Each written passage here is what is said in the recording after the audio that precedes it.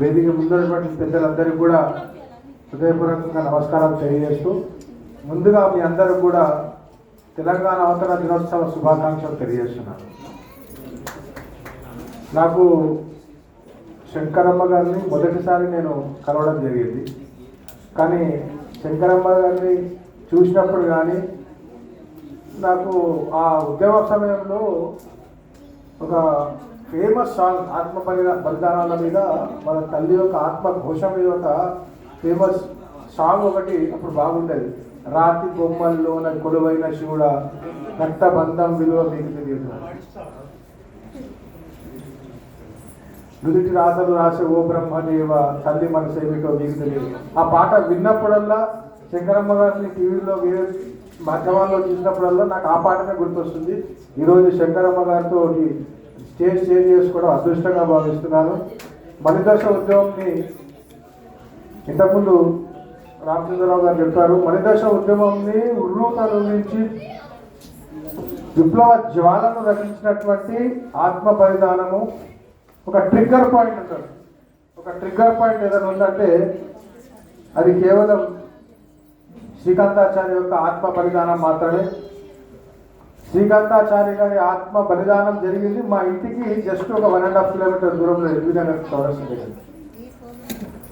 అది చాలా విషాదకరమైన సంఘటన. కానీ అయినప్పటికీ శ్రీకాంతాచార్య లాంటి వారు కాకుండా Yadaiah Osmania university NCC gate దగ్గర యాదయ్య అనే విద్యార్థి, అనేక మంది కార్యకర్తలు, అనేక మంది విద్యార్థి ఉద్యమకారులు అందరూ కూడా ఆత్మ బలిదానాలు చేసుకున్నప్పుడల్లా మేము అడ్వకేట్స్ మొత్తం వాళ్ళందరికీ సాగిభావంతులకు తెలపడానికి వందల మంది అడ్వకేట్లకు వెళ్ళేవాళ్ళం. ఉస్మానియా యూనివర్సిటీ క్యాంపస్లో పోలీస్ వాళ్ళు దాడులు చేసి లైట్స్ ఆఫ్ చేసి హాస్టల్లోకి వెళ్ళి లాఠీ చార్జీలు చేసి కొట్టే టైంలో కూడా మేము వందల మంది అడ్వకేట్ల గేట్లు పగలగొట్టుకొని వెళ్ళి వాళ్ళకు సాగిభావం తెలపడం, అనేక మంది ఉద్యమకారులకు బెయిల్స్ వేయడం, సకల జన సమ్మె చేయడం, million March first Secunderabad club side నుంచి బ్యారికేడ్స్ బ్రేక్ చేసుకొని వెళ్ళడం, అటు సైడ్ నుంచి ఏబీపీ కార్యకర్తలు రావడం, అక్కడ జరిగినటువంటి మన ఉద్యమకారులు అవుట్ ఆఫ్ కంట్రోల్ కొంచెం జరగడం ద్వారా ఏదైనటువంటి కేసులలో అనేక నెలల పాటు ఆ కేసుల్లో వాదించడం.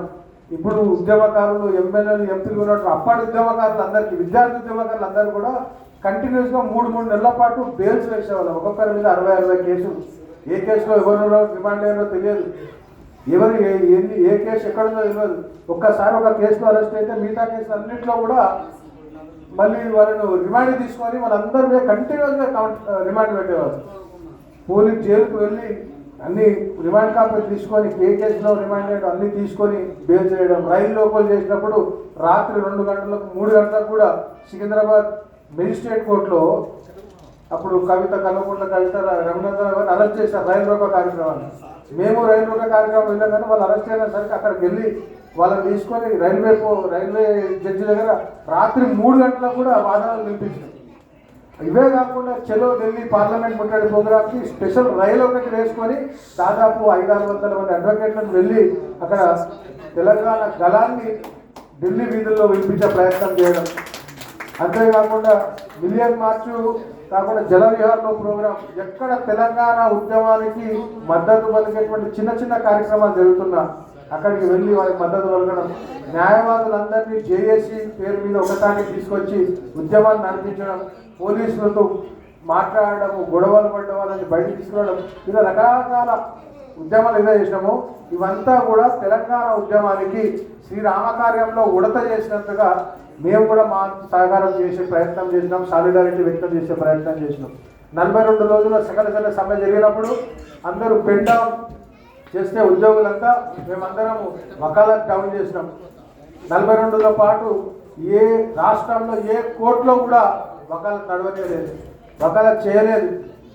దీని ద్వారా నిరసన వ్యక్తం చేసే ప్రయత్నం చేసినాం. శ్రీకృష్ణ కమిషన్లో ఒక 6th రిపోర్ట్ను కోర్టులో ఫైల్ చేయకపోతే అడ్వకేట్ చేసి ద్వారా కోర్టులో ఫైల్ చేసి దాన్ని బయటకు తీసుకురావడం, శ్రీకృష్ణ కమిషన్ని ఎయిర్పోర్ట్లో వ్యతిరేకించడానికి వెళ్ళడం. మరి అప్పుడు చిదంబరం గారు 9th డిసెంబర్ రోజు తెలంగాణ ప్రకటన చేసిన తర్వాత ఉస్మానియా క్యాంపస్కి వచ్చి సెలబ్రేట్ చేసుకునే టైంలో తర్వాత 3 రోజులకే మళ్ళీ ప్రకటన విత్డ్రా చేసుకోవడం, శ్రీకృష్ణ కమిషన్ వేయడం, దానికి వ్యతిరేకం రకరకాల ఉద్యమాలు చేసినప్పటికీ అది కేవలం ఎంతో మంది చేసినటువంటి ఉద్యమంలో అది ఒక పార్టే. కానీ మేము మా వంతు కూడా మా కృషి, మా యొక్క మేము చేసినటువంటి ప్రయత్నం కూడా తెలంగాణ ఉద్యమం సఫలం కావడంలో ఉన్నదన్న ఒక సంతోషంతో మేము కూడా ప్రతి సంవత్సరం ప్రతి కోర్టులో కూడా తెలంగాణ అవతరణ దినోత్సవం జరుపుకుంటున్నాం.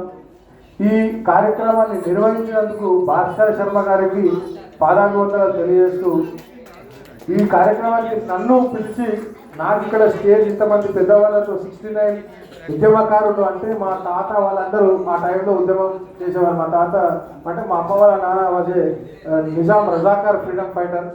ఆ తర్వాత 69 ఉద్యమం చేయడం, వాళ్ళ ఆయన కూడా హెడ్ మాస్టర్గా రిటైర్ కావడం, వాళ్ళని చూసినప్పుడు ఆ సమయంలో ఉద్యమాలు చేసిన వాళ్ళతోటి నేను స్టేజ్ షేర్ చేసుకోవడం, శ్రీకాంతాచార్య గారి యొక్క తల్లిగారితో స్టేజ్ చేసుకోవడం, ఇంతమంది స్టేజ్ చేసుకోవడం నాకు చాలా అదృష్టంగా భావిస్తూ, నాకు ఒక కార్యక్రమం ఉన్నది, నేను అక్కడికి వెళ్ళాలి కాబట్టి కొంచెం ముందు మాట్లాడే అవకాశం ఇవ్వని చెప్పి రామచంద్రరావు గారితో ఎంతో విజ్ఞప్తి మేరకు నాకు అవకాశం ఇచ్చినందుకు వాళ్ళందరికీ కూడా ధన్యవాదాలు తెలియజేస్తూ, నేను ఇక్కడ మెసేజ్ చెప్పడానికి రాలేదండి, కేవలం మీ అందరితో ఒకసారి కలిసి ఈ యొక్క కార్యక్రమంలో పాల్గొనడానికి వచ్చినాం.